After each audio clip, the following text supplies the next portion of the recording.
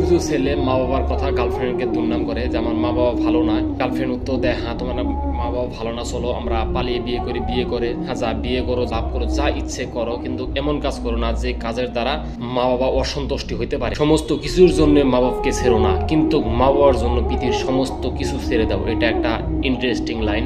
মা বাবাকে শুধু একজনের জন্য ছাড়তে পারো, তিনি হলেন আল্লাহ, কিন্তু আল্লাহ পাক বলেন নাই যে তোমার মা বাবাকে ছেড়ে দাও।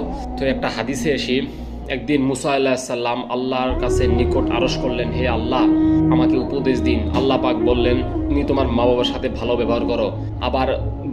আবার আল্লাহ পাক জবাব দিলেন তুমি তোমার মা বাবাকে সেবা করো। এইভাবে তিনি 9 বার বললেন। আল্লাহ পাক জবাব দিলেন, হে মুসা আমি তোমাকে বলেছি তোমার মা বাবার সাথে ভালো ব্যবহার করো। এর দ্বারা প্রমাণিত হলো যে মা বাবাকে আল্লাহ নিজেই বলেছেন যে তোমরা সেবা করো। মায়ের মতো অমূল্য রতন দুনিয়াতে আর নাই, যে সময় যাহা বলবেন কবুল করিবেন তাই।